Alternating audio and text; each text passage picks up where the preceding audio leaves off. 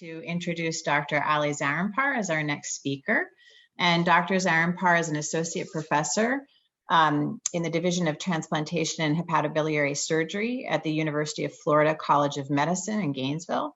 Dr. Zarrinpar earned his medical degree from the University of California, San Francisco, and he also got a doctorate degree in biochemistry there. And he completed his general surgery residency and fellowship in multivisceral transplant and hepatobiliary surgery in the University of California, Los Angeles.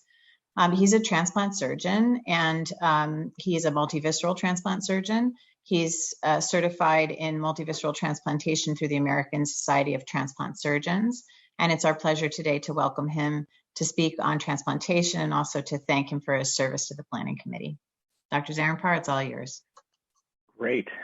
Thank you very much, Dr. Tade, for the kind introduction. Welcome, everyone. We really enjoy having you here, and I welcome any questions, whether it's during my talk or afterwards. I do want to talk about transplantation, but I also want to talk about the fact that it's a continuum. Basically, my job as a surgeon, not just as a transplant surgeon, but as a hepatobiliary surgeon, is to take a look at the patient and try to basically, personalize the treatment of their liver cancer that they're seeing me for to that person. And it means, what it really means is trying to figure out, overall, what would really best serve that patient. It may not even be surgery. And so, the overall treatment goal for us is to increase the duration and the quality of life. Of course, that a lot of times involves removing all their tumor cells. It involves getting clear margins, and it involves preserving liver function, liver tissue, liver function, to minimize the fact that, we're removing a whole bunch of liver. And if we remove too much, they could go into liver failure afterwards. So it's a big question. It's a global question. We need to figure it out how best to do it. And I think of transplantation as sort of like the biggest liver resection. So I'm going to talk a little bit about liver resection, so cutting a part of the liver out at the beginning, and I'll tell you a little bit about why and when we do liver resections, and why and when we don't do liver resections. The idea is that for liver resection, we want to remove all the cancerous foci, all the cancerous cells. And whether that means also cutting out if there's tumor in the veins, if there are tumors in the satellite nodules, we have to do that. We have to get rid of all of those. And the best way of doing that in terms of liver resection is to do what's called an anatomic resection. So we don't just go in there and cut out a piece of the liver that just has the tumor. We have to remove an anatomic part where there's blood flow coming into that whole segment and blood flow coming out of it. And time again, studies have shown that overall, if you do this, the outcomes are significantly better, whether it's in overall survival or what's called disease-free survival, so surviving without having that disease come back. That's better than what's called a limited resection. In terms of margins, there doesn't seem to really be a big difference as long as your margins are negative in terms of overall outcome. But for some tumors that don't have an obvious vascular territory, some people have found that there's less recurrence if you have a bigger margin or not. So that's kind of a liver resection. So why would we not want to do a liver resection? Well, so the arguments against cutting out just a piece of the liver is that, yes, cutting out a piece of the liver takes out that tumor. But really, most liver cancer arises in a bed of sort of bad, damaged liver. So, the idea is that your liver gets injured, whether it's by Hep C or Hep B or fatty liver disease or autoimmune or whatever it is. And the liver gets injured and it repairs itself, and it gets injured again, or it repairs itself. And in this process, those cells make mistakes. in division, and one of those mistakes leads to cancer. But it's the whole liver that has gone through these cycles of injury. So we think of the whole liver as being a bed of precancerous tissue. And in fact, in hepatitis C, if you look at all comers, up to 90% of people who have had liver resections for liver cancer in hepatitis C, within 5 years will have a recurrence of hepatocellular carcinoma. This was before the new Hep C drugs, so those data are a little bit old, but really there is not much evidence that treating hepatitis C virus does much to decrease the risk of liver cancer. And so, you know, if you have Hep C and you get your Hep C drug and you're cured, you know, miracle drugs, right? Be cured of Hep C, you still have a risk of developing hepatocellular carcinoma because that liver is damaged and it has the sort of precancerous quality. What about other alternatives to liver resection? Not necessarily transplant, but non-surgical methods. So non-surgical methods, I'm talking about embolization. So whether it's just bland embolization where the radiologists go and put beads into that part of the liver to cut off the blood flow, or chemoembolization where these beads have some chemotherapy drug, or radioembolization where these beads have radioactivity. So that is one option. Other non-surgical methods would be what's called ablation. So most of the time, people these days do what's called microwave ablation. This is, again, most of the time done by radiologists who will stick a needle into the tumor from the outside. They'll find it on CT scan or on ultrasound. They'll stick a needle in there and they'll basically microwave the tumor. It's like a microwave antenna that you stick into that piece of the liver and it burns that area. Or we can do it laparoscopically or surgically if the radiologist can't get to it, or, you know, we do an operation and we find that we can't cut it out, we can do that. So yes, those are options. And also external beam radiation is another option that more and more people are doing these days because it's got pretty good outcomes. So when would you do those? For whatever reason, the patient's not a surgical candidate, these are options because they have much lower morbidity and mortality because it's not a big operation. Cutting out a piece of the liver is a pretty big operation. And so when you can avoid doing a big operation because the patient you don't think will tolerate a big operation, these are certainly options. What you're giving up is some decrease in recurrence rate. So there is an increase in what's called local recurrence. So that tumor that you're treating with any one of these non-surgical methods, that tumor may come back.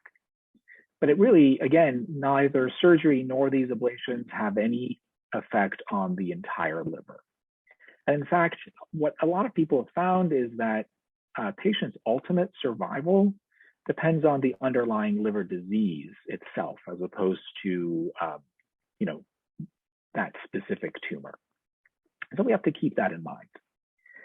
And what's the other issue with liver resection? Well, the other issue is that almost 3/4 of the patients that find out they have liver cancer are just not eligible for liver resection, whether it's because they've got tumor outside the liver, whether it's because they have multiple tumors or tumors on both sides of the liver that would require too much liver to be taken out, whether it involves, tumor in the bile ducts, tumor in the main portal vein, in the vena cava. These are big veins that are going into and out of the liver. There's tumor there. These patients are not candidates for liver resection. And so when the vast majority of the patients who get diagnosed with liver cancer are not eligible for liver resection, we need to have other options. And one of these options is liver transplantation, right? So we talked about the fact that most liver cancer, most hepatocellular carcinoma is multifocal. One tumor is really sort of the tip of the iceberg in a lot of cases. And so you have to take out the whole liver. And when you take out the whole liver, this is what's called the best oncologic resection. The best cancer operation is to take out as much as possible to clear that whole bed. And because a lot of patients have cirrhosis, liver transplantation is the way to treat it. It's the only way to treat cirrhosis, and it restores normal hepatic function, right? It restores normal liver function. And so there are people who, I've had people come in, for liver transplantation, they were at work, their term came up, they're for liver transplant, and they were doing just fine, and they were getting transplanted for liver cancer, and when they get a transplant, and afterwards they are amazed at the fact that they thought they felt okay, but that this new liver is actually making them, kind of giving them a new spring in their step, because they didn't realize, the liver cirrhosis is an insidious disease in the sense that it's a slow onset, makes it comes on slow, and people don't really realize how much it's really affecting their lives. And so if they have cirrhosis and they get liver transplant and with normal liver function, even though they thought that they were just fine, they feel a lot better. So liver transplantation is curative, right? It's potentially curative. And we talked about a little bit about cirrhosis, but really it's the best treatment option for anyone, whether or not they have cancer, who has decompensated cirrhosis, right? So decompensated meaning the liver is just not doing the thing that it needs to do. It's not clearing the bilirubin, it's not synthesizing, it's not making clotting factors, it's not making albumin. So these people have edema and some ascites, so fluid in the abdomen. So the liver is just not doing its thing. And so when can we transplant for liver cancer? So about, 25 years ago now, this group in Italy came up with a criteria that they showed need to be met for patients to have good long-term survival. Because before that, one of the very first few liver transplants that were done were for liver cancer. And soon people found out that you can't transplant for liver cancer, just any old liver cancer, because a lot of these things were coming back. So it took about 20, 30 years to figure out who are good liver cancer patients, who would be a good candidate for liver transplantation.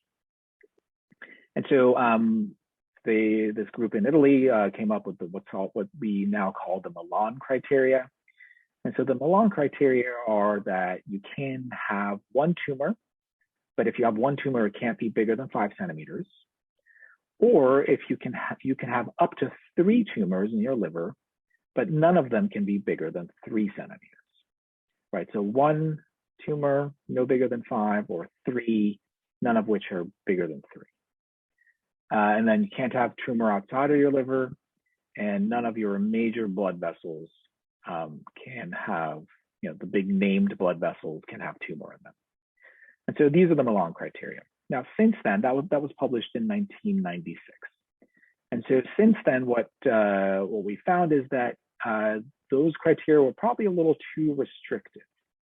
And so although we've stuck with the Milan criteria, what we have now is the ability of getting people who have tumors outside of these criteria, so bigger tumors or more numerous tumors. If we can treat those tumors with what I previously referred to as local regional therapy, so the ablations or the embolizations, if we can get those tumors to shrink or go away, and now the tumors that are remaining in the liver fit within the Milan criteria, those patients are also acceptable for liver transplantation. And so what does it mean acceptable? So basically, if patients meet these Milan criteria, 5-year survivals are better than 75% with transplantation, which is, really pretty good. And so, more than 3/4 of people are alive after 5 years after having a big operation like a liver transplant. And the tumor recurrence rates within these criteria are less than 15%. So people do very well as long as they meet these criteria, as long as we're able to get them to meet these criteria. So, I've said a lot about why we should not be doing liver resections for all patients. Well, who are the patients that should get a liver resection? Well, if they have no liver disease, right? If the liver itself is fine, and there are some patients who, by sheer luck or whatever it is, have no liver disease, but they develop a liver cancer. And so in those patients, a transplantation is virtually never indicated. And so those are the patients who should have a liver resection. What about resection versus ablation? Well, there are some tumors that are just not favorable for ablation or embolization, whether these are bigger tumors that are still on one side, so they wouldn't be transplant, but they were probably just too big for ablation or whatnot. Those should be resected if they're in some sort of inaccessible or unfavorable location for these ablations. We can resect those. Some older patients, right? So age is just a number, but there are older patients who, because of their sort of accumulation of comorbidities, are not good transplant candidates. They've got other diseases, some cardiac disease, whatnot, and they're not liver transplant candidates, but they would be able to tolerate a liver resection. So those would be, that would be an argument for a liver resection. And then, I tell everyone, if I was able to just go to the back room and pull a liver off the shelf, I'd be transplanting a lot more people. But organ availability is a big deal, right? So everyone needs to go on be evaluated for liver transplantation. I'll go over, what we think about when we evaluate liver transplants a little bit later. But, because it's a limited resource, organ availability is a big argument to resect someone as opposed to wait for something to become available sometime down the line. So what about other reasons to do resection? So the extent of tumor is a big, these are things that we have to consider. There are tumor size limits for transplantation, but not for resection, right? So big tumors, as long as they're anatomically resectable, we can resect those. There are cases in which there's vascular invasion, and we can't transplant those patients. But because there is some chance, right? Even though the chance of total cure is remote, because we're not, taking a liver away from someone else, in cases of vascular invasion, we will occasionally give patients a chance by resecting those patients. And then, these vascular invasion ones, sometimes we'll resect them because if we don't resect them, the outcomes would be actually a lot worse than resecting them. They have a high likelihood of metastasis, and they're not amenable to ablation. So we will consider resecting those patients. And so that's kind of what I want to conclude this portion in terms of transplant versus resection is that, everyone who comes in with liver cancer to our clinic has to be staged. We need to figure out exactly what's going on with them. We need to get the best imaging possible.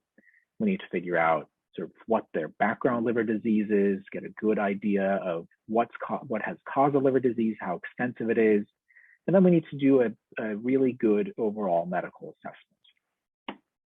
And so, that's what I meant when I said that liver cancer treatment plans must be individualized to optimize patient outcomes, right? So it needs to be, we need to figure, everything needs to be on the table. And it's really important to get early referral to centers that are able to offer these. It needs to be a multidisciplinary approach, right? You don't want to go to someone who just has a hammer. You want to go to people with different tools who can offer you different complementary types of treatment. So not just a transplant, not just a resection, everything needs to be on the table. Non-resection needs to be on the table. Clinical trials need to be on the table. Systemic chemotherapy needs to be on the table. Palliative care needs to be on the table. Everything needs to be on the table. And it's important to get, to a big sort of center because liver cancer is, it's a serious deal. And so I do want to also talk about how we think about transplantation. And I tell everyone who I see for transplant, look, you're here because you're undergoing a liver transplant operation. And we try to answer 3 questions. Question number 1 is, do you need a liver transplant? Question number 2 is, are you going to make it through a transplant, walk out of the hospital? And question number 3 is, are you going to be able to keep this liver for a long time? So the first question is, do you need a liver transplant? And this is where your hepatologist is playing a big role. We need to figure out, is your disease caused by your liver? Is it caused by something else? Would giving you a new liver fix the disease, or is this just, is that disease going to take over the new liver and waste that liver? What is really the cause of your problem? The second question is, are you going to make it through the transplant operation? Transplant operations, one of the biggest operations we do these days. It's a big incision. We take the whole liver out, put a new one in, and we clamp all the blood flow into the liver, clamp all the blood flow out of the liver. It basically, while that's clamped, it cuts off the blood flow from the lower half of your body that normally goes back to your heart. Then we take those clamps off, and suddenly all this blood is coming back, and your heart really takes a beating, and right next to the heart, the lungs. So we have to make sure that your heart's good, your lungs are good, you don't have any other major medical problems, there's no ongoing infection, your nutrition's good, your rehab is fine. So all that stuff. People see a whole bunch of consultants, dietitians, physical therapy, hepatology, cardiology, pulmonary, just to make sure that we know everything. If there are other issues like autoimmune issues, rheumatology, we'll see folks, whatnot. And then in terms of the last question of whether you're going to be able to keep this liver for a long time, has to do with things like, do you have insurance to pay for immunosuppression for the rest of your life, right? So it's the transplant means that you're not getting, it's not your liver, right? So your body's going to want to reject it. And so we have to suppress the immune system. And we do that with immune suppression. And you're going to be on immunosuppression for the rest of your life. So do you have insurance to pay for that? Do you have folks around to take care of you? Because everybody has some sort of speed bump after an operation, whether it's a small speed bump or a big speed bump. You're going to need someone to help take care of you. And so it's not something that people can go through by themselves. So we assess that. We make sure that folks are going to, it's a long process, right? It's the rest of your life. So you're going to need to listen to your coordinator when they tell you to come to clinic for follow-up, to take your medications the way that you need to get your labs done appropriately. We want to make sure that people don't go back to drinking alcohol, if they were drinking alcohol before. So these are big questions that we need to assess. And then everyone gets together. We talk about folks at the medical review board, and we make a decision as to yes, the patient should be listed, no, they shouldn't be listed, or we need more information or more time to figure things out. So that's basically kind of the brief summary of sort of transplant, resection, and whatnot. There was a question from Don saying, is it normal that a full transplant gets hepatic artery? Yes. So the hepatic artery comes with the transplant. The portal vein comes with the transplant, hepatic vein. So yes, all the vascular reconstructions come with the transplant.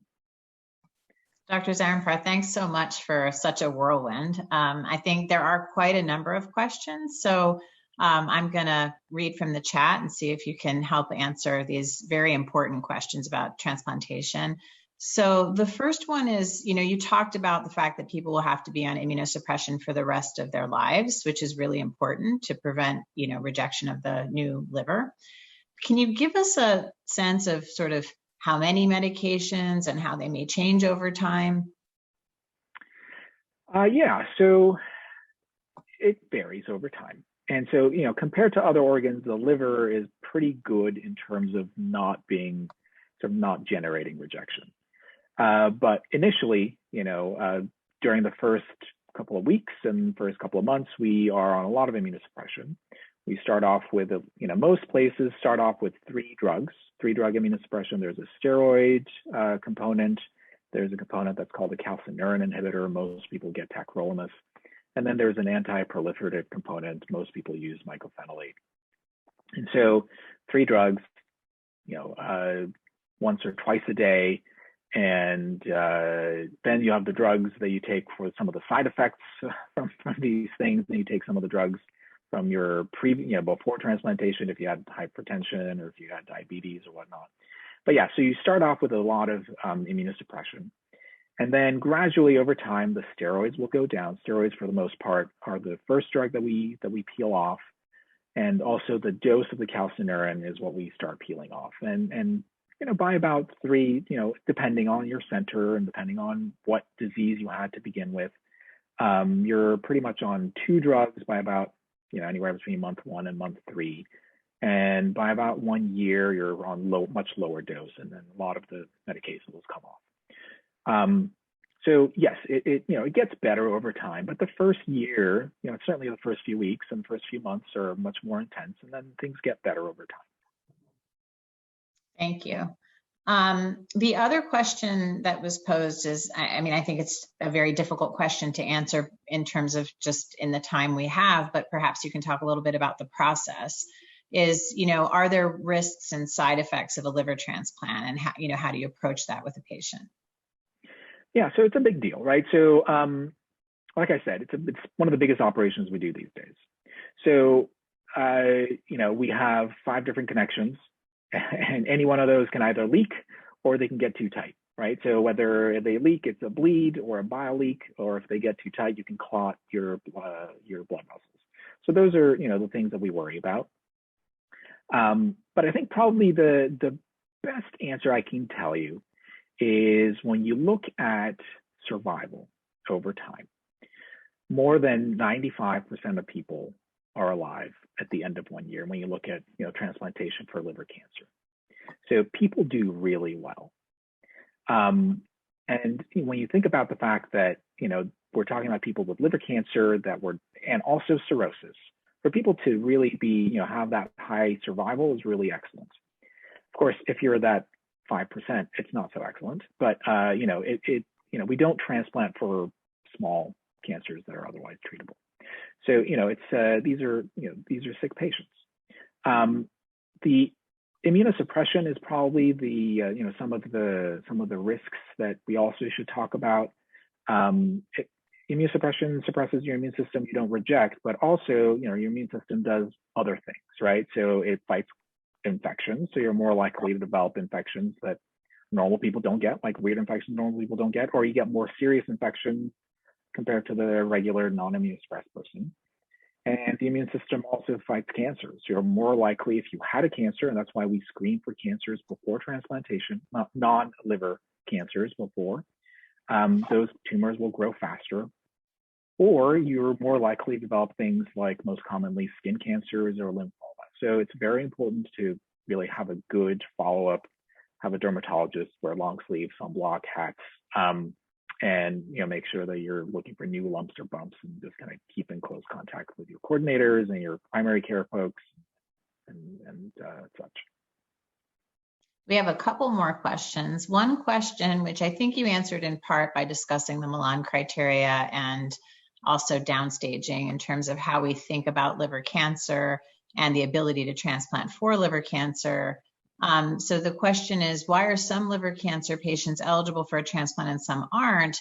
But I think it might be helpful to just talk about the biology of liver cancer and the fact that things are unpredictable here.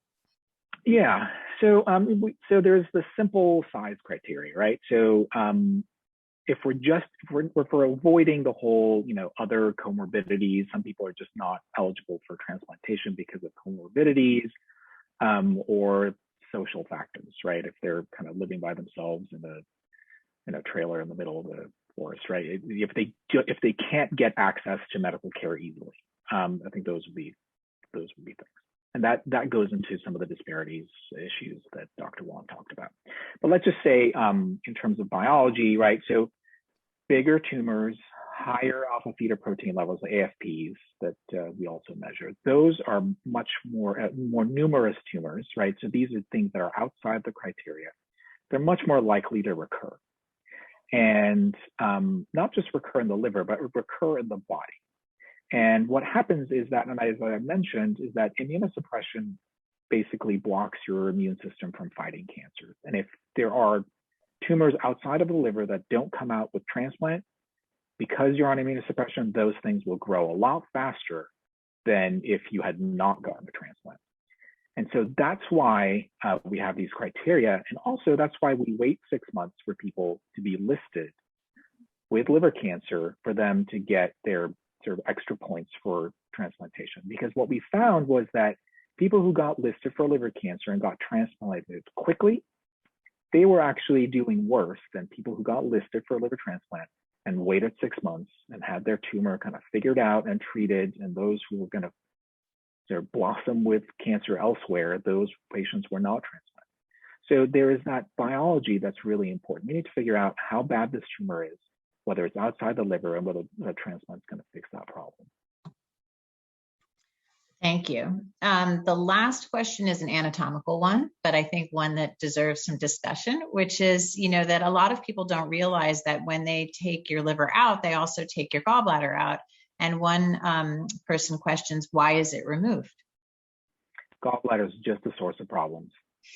So it's actually interesting because in the early days of liver transplant, and in the early days when they were doing sort of the animal models, they actually used the gallbladder to connect the gallbladder to the intestine. So the gallbladder was used as the bile outflow. But soon what they found was that the gallbladder, so the blood flow to the gallbladder is pretty tenuous. And so when you do a liver transplant and you connect those arteries, you're likely to actually compromise the blood flow of the gallbladder. And so what happens is when you compromise the blood flow of the gallbladder is that gallbladder becomes necrotic, it dies, it gives you it's a source of infection. So it's a problem. And so that's most of the reason why we take it out. And even if it were to be fine, and then 3 years down the line, you were to develop some sort of gallbladder problem, you don't want to go back in there in a place where, it's been operated on. One of the biggest operations is a lot of scarring, and the gallbladder is it's just a problem. So, you don't need your gallbladder. Gallbladder removal is one of the most common operations we do in the United States, 45,000 a year or something like that. Your body accommodates to removing the gallbladder. And yeah, that's really kind of it's just a problem. Yeah, I personally don't like gallbladder, so I'm right there with you. All right, well, thank you so much, Dr. Zarrinpar.